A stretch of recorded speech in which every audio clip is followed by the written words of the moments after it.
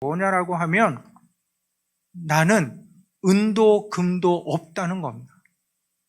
지금 이분은 은과 금이 너무나도 필요하여서 지금 구걸하고 있는데 베드로는 없다라고 하는 거예요. 그러면서 하는 말이 나에게 있는 것을 내가 그래도 너에게 주겠는데 그게 뭐냐? 나에게 있는 예수 그리스도의 이름을 너에게 주니 곧 일어나 걸으라 하는 역사의 말씀을 지금 하고 있습니다. 이것이 우리가 읽었던 오늘 말씀에 나와 있는 장면입니다. 세상은 이 걷지 못하는 분에 대하여 하는 말이 지체 부자유자, 장애인, 안전뱅이, 거지 이렇게 온갖 말로 이분을 놀릴 수밖에 없습니다. 베드로도 마찬가지입니다. 원하는 은과 금을 주지 못하는 자라고 하면 그도 그냥 거지거나 그런 사람이지요. 진짜 걷지 못하는 분이 그에게 원하는 게 있는데 그것도 주지 못하는 사람이 베드로라고 하는 겁니다.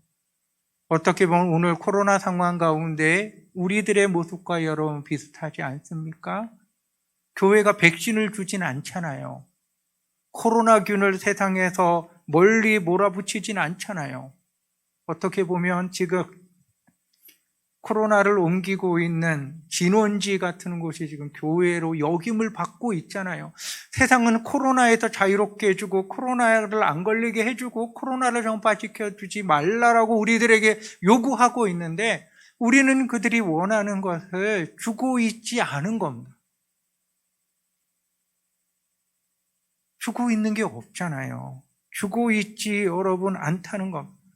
근데 이 사람에게 베드로가 하는 말이 뭐냐라고 하면 내가 너에게 주는데 나에게 뭐가 있느냐? 예수 그리스도의 이름이 나에게 있다고요. 그럼 나는 누구냐? 예수 그리스도의 이름을 가진 자입니다. 사도행전 3장 16절에 보면은 그 이름을 믿음으로 그 이름이 너희가 보고 아는 이 사람을 성하게 하였나니 예수로 말미암아 난 믿음이 너희 모든 사람 앞에서 이같이 완전히 낫게 하였느니라 말씀하고 있습니다. 이것을 현대어 성경으로 여러분에게 읽어드리면 여러분도 알다시피 이 사람은 전에 안전뱅이였습니다. 그러나 이제 예수의 이름으로 성한 몸이 되었습니다. 예수의 이름을 믿는 믿음, 하나님께서 우리에게 주신 믿음이 이 사람을 완전히 낫게 하는 것입니다. 베드로의 선포고 고백입니다. 예수의 이름을 믿는 믿음, 하나님께서 주신 믿음을 소유하고 있는 자라고요. 근데 하나님을 믿지 않는 사람들이 바라볼 때는 너는 우리에게 아무것도 줄 수 없는 자입니다.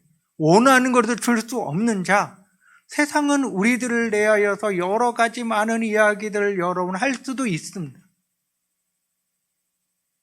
그들과 동일하게 가지지 못하면 가지지 못한 자, 실패하면 실패한 사람, 시험에 떨어지면 낙방한 사람, 일이 없으면 백수, 병이 들었으면 병자. 그들은 그들에게 하는 동일한 말들을 똑같이 우리들에게 끊임없이 들려주고 있습니다. 그들과 우리와의 분명한 차이가 성경에서는 있다고 하는데 그들은 우리를 동일한 눈으로 보고 있습니다. 여러분은 여러분을 어떻게 보고 있습니까? 세상이 여러분에게 들려주고 있는 동일한 것을 여러분의 정체성으로 삼으면서 살아가고 있지는 않습니까? 그 정체성, 똑같은 것을 정체성을 가지고 살아가면 우리는 하나님을 모르는 사람들과 똑같은 시선을 보고 살아갈 수밖에 없습니다. 교회가 왜 그래? 교회가 왜 그래요? 코로나 가운데 왜 그러냐고요? 모이지 말라면 안 모이면 되지. 왜 그렇게 굳이 모이려 하냐고요? 교회가 왜 그래요? 잠깐 예배 안 하면은 큰일이 일어나나요? 기도하는데 큰 소리로 안 하고 찬양할 때 안 하면은 문제가 일어나나요?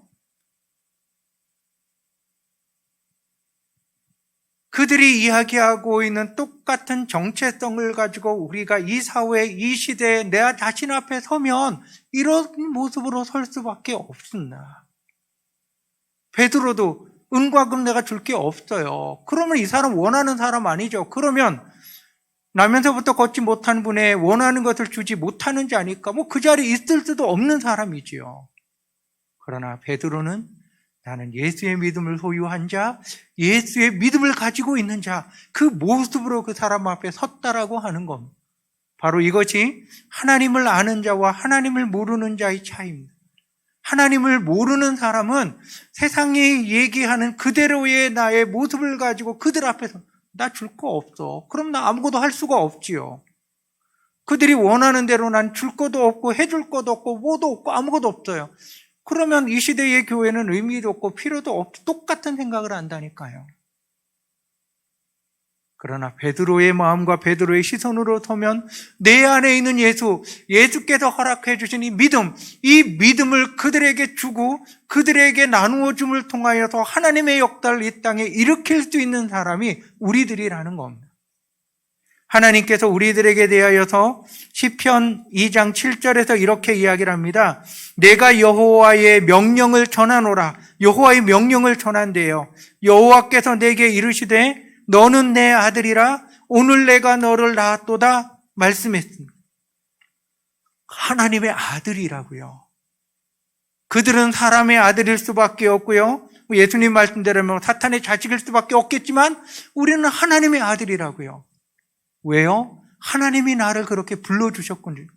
명령한다라고 이야기를 하잖아요. 여호와의 명령이라고요. 너희는 내 아들이라고요.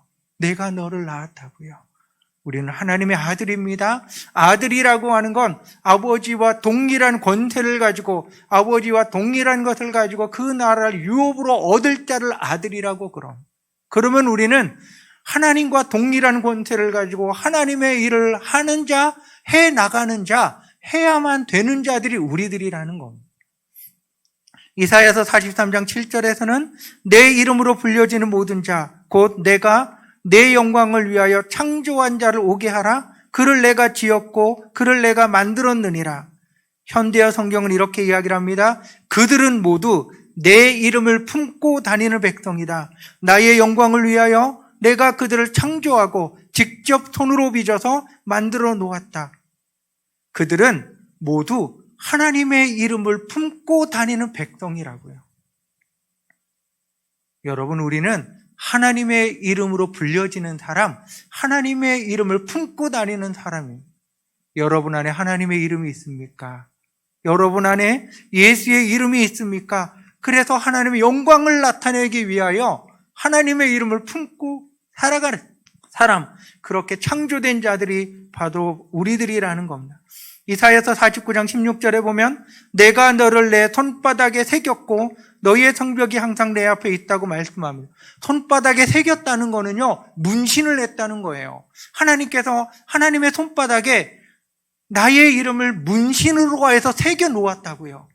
절대로 잃어버리지 않는다고, 잊지 않는다고, 언제나 내 마음에서 너는 떠나지 않는다. 하나님께서 여러분 말씀해 주고 계신 겁니다. 베드로 전서 2장 9절에 택한 족속, 왕같은 제사장, 거룩한 나라, 그의 소유한 백성이 우리들이라고 이야기를 하고 있습니다. 하나님께서 우리들을 실패자라고 얘기하지 않아요. 하나님은 우리를 병든 자라고 얘기하지 않아요. 하나님은 우리를 가진 것 없는 자라고 얘기하지 않아요. 하나님은 한 번도 우리를 그런 식으로 이야기하지 않아요. 세상이 우리들에게 주는 수많은 이야기를 하나님이 하지 않는다니까요. 하나님이 하시는 말씀은 너는 내 아들이라고요. 하나님의 마음을 품고 살아가는 사람들이라고요. 그래서 영광을 드러내게도 창조됐다고요. 하나님의 손바닥에 새겨서 절대로 잊어버릴 수 없는 자라고요. 거룩한 백성, 베드로전서 2장 9절에서 이야기하는 택한 족속, 왕같은 제사장, 하나님이 그렇게 우리를 부르셨다고요. 우리는 그런 사람들입니다. 그러므로 여러분, 나는 나의 모습을 어느 곳에 세워야 되냐고요. 하나님을 모르는 사람들이 교회를 향하여서 우리를 향하여 들려주는 이야기를 귀 기울여 들을 필요는 있어요. 그러나 그것은 나의 정체성이 아니라 나의 정체도 아니고 나의 모습도 아닙니다. 나는 하나님의 자녀로 하나님의 마음을 품고 살아가는 자로 나를 통하여 하나님의 영광을 나타내게 할 자가 바로 나라고 하는 겁니다. 이 마음을 품고 살았던 사람, 그 사람이 여러분 베드로입니다. 숱한 세상 권력 앞에 서서도 그가 이야기하잖아요. 내가 하나님 앞에 서서 하나님의 말씀을 듣는 것, 너희의 말을 듣는 것, 어떤 게 옳은가 판단하라. 세상은 그러잖아요. 너 권력 있어? 없어요. 너 도와줄 빽 있어? 없어요. 힘없는 백성 가운데 하나가 베드로일 뿐입니다. 속된 말로 찍어 누르면 눌림 받을 수밖에 없는 게 베드로라니까요. 십자가 매달아서 죽여버리면 끝나는 사람이 베드로라고요. 그런데 그가 예수의 마음을 품고 있는 자로 그 앞에 서니까 너희의 말을 듣는 것, 하나님의 소리, 어떤 게 너가 옳은가 판단해 보라고. 그러니까 다 놀라잖아요. 저는 배우지 못한 놈인데 저놈이 어떻게 저런 이야기를 하지? 예수의 이름으로 선 사람들이 그래서 여러분 다른 겁니다. 골로새서 3장 22절에 보면 이런 말씀을 합니다. 종들아, 모든 일에 육신의 상전들에게 순종하되 사람을 기쁘게 하는 자와 같이 눈가림만 하지 말고 오직 주를 두려워하여 성실한 마음으로 하라. 무슨 일을 하든지 마음을 다하여 주께 하듯 하고 사람에게 하듯 하지 말라. 사람들은 그들을 종이라고 부르고 노예라고 부릅니다. 종으로 평생 살아가야 돼요. 노예로 평생 살아가야 돼요. 노예가 자식을 낳아도 그 자식은 노예예요. 종이 자식을 낳아도 그 자식은 종이라니까요. 물건 취급했던 그 시대에 하나님께서 사도 바울을 통하여서 들려주는 말씀. 너희들은 종이지만 종으로서 너가 육신의 상전을 섬겨야 되지만 너는 종의 자세로 섬기지 말라는 거예요. 하나님을 섬기는 자로서 너가 그를 섬기라는 겁니다. 그러면 사람들은 그를 종이라고 하지만 이 사람은 예수의 마음을 품고 있는 사람, 하나님을 섬기는 사람으로 그곳에 서 있는 겁니다. 자세가 다른 겁니다. 이 자세로 살았던 사람이 요셉입니다. 성경책에서 가장 억울한 사람 중에 탑에 속할 정도의 사람이 요셉이잖아요. 형들이 이복 동생 요셉을 노예 상인들에게 팔아버렸습니다. 노예 상인에게 끌려서 애국까지 가요. 여러분, 마차 타고 좋은 침대에 누워서 편안하게 갔을까요? 영화나 드라마가 우리에게 보여주는 걸 보면 손 이렇게 다 묶여가지고 거의 개 끌려가듯이 끌려가더라고요. 타막길을 그러고 걸어가더라고요. 아마 요셉도 그렇게 걸어갔겠지요. 아니면 짐짝 같은 데 집어넣어서 완전히 거기서 그냥 똥을 좀 다 해결하며 그렇게 끌려가더라고요. 끌려갔겠죠. 사람 취급 못 받으며. 그리고 보디발의 집에 노예가 됐습니다. 요셉이 내가 노예라고 자기를 생각했으면 적당히 주인 눈치 보고 적당히 주인 마음에 잘 들고 자기 위에 있는 상전에게 잘 이렇게 속된 말로 싸바싸바 잘해가지고 편한 자리에 가서 편하게 일하다가 그냥 노예로서 죽으면 되지요. 주인 마님이 그냥 꼬시면은 거기 그냥 넘어가면 편하잖아요. 다른 사람도 그렇게 살아가니까 노예가. 그런데 요셉은 자기를 노예라고 생각하지 않았습니다. 하나님 앞에서 어떻게 이 큰 악을 행하여 범죄할 수 있느냐?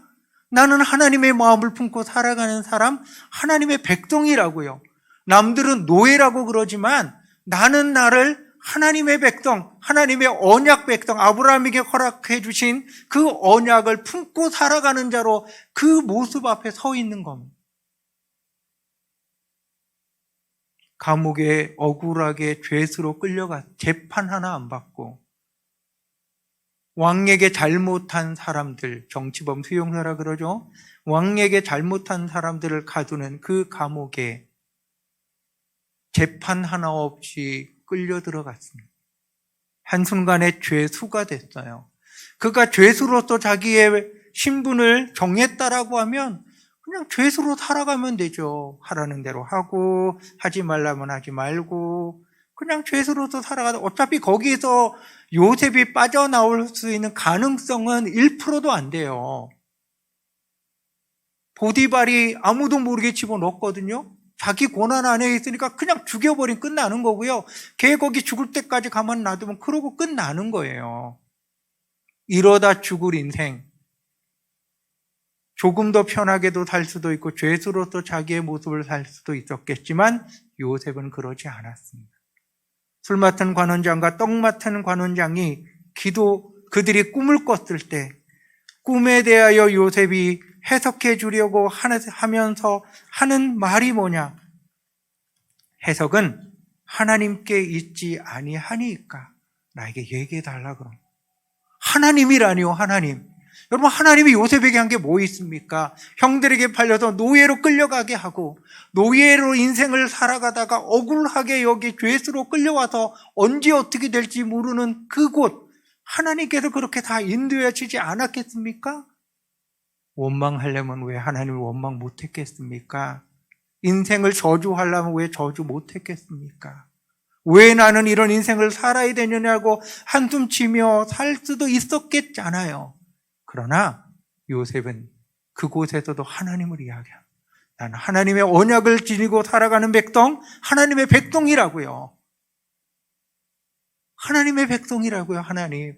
요셉이 그곳에서 하나님의 백성을 포기하고 잊어버렸다라고 하면 하나님 얘기 안 했겠지요. 그러나 그는 아브라함에게 허락해 준 하나님의 약속을 품고 살아가는 자로 그곳에 서 있는 것. 술 맡은 관원장이 풀려나고 난 지 2년이 되던 해 바로 왕이 꿈을 꿨습니다. 술 맡은 관원장에게 꿈을 해석해 주며 요셉이 당신이 이제 3일 있다가 나갈 건데 나를 기억해 달라. 나는 재판도 거치지 않고 들어왔고 히브리 사람인데 억울하게 여기 있고 나는 여기에 있을 이유도 없는 자다. 가서 얘기 잘해달라. 왜냐하면 술 맡은 관원장의 지위가 왕 비서관 같은 자리거든요. 그러니까 권력으로 치면 보디발보다 더한 권력을 지니고 있는 자입니다. 왕에게 얘기하면 그냥 풀려날 수도 있고 심지어 술 맡은 관원장이 자기의 힘을 쓰면 풀려날 수도 있었을 거예요. 그런데 까맣게 잊었습니다. 2년이라는 시간이 지나간 거예요. 하루하루 술 맡은 관원장이 나를 풀어줄 걸 기대하며 살았을 수도 있겠지요. 2년이 지나고 나서 바로 앞에 요셉이 섰습니다. 바로 앞에 서서 요셉이 하였던 말이 무엇이냐라고 하면 아까 술 맡은 관원장에게 했던 이야기와 동일한 이야기를 합니다. 내가 꿈을 해석할 수 있는 게 아닙니다. 하나님께서 바로에게 편안한 대답을 하시리다. 하나님입니다. 2년의 세월, 원망과 한숨으로 보낼 수 있는 2년의 세월, 그는 하나님을 잊지 않았습니다. 하나님의 언약을 가지고 있는 자로 그곳에 언제나 서 있었습니다.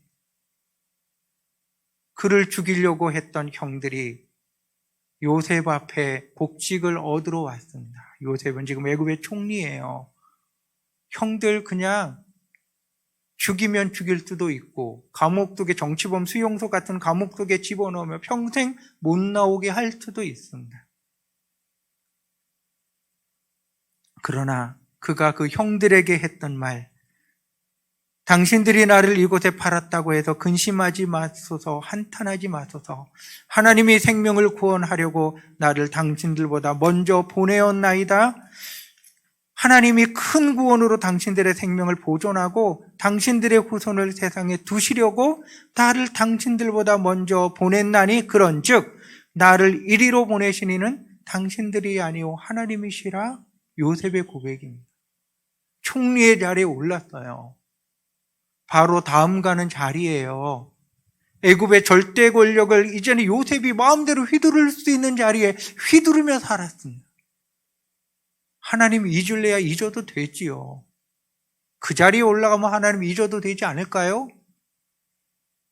그 자리에서 누리는 온갖 다양한 수많은 부와 명예와 권력과 능력과 다 누리고 있잖아요.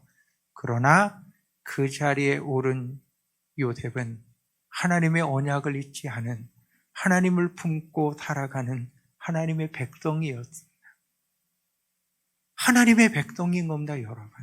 그러니까 바로 앞에 서서도 여러분 당당한 거예요. 보디발 앞에 서도요, 죄수로 그가 있어도 그는 당당하게 서 있는 겁니다.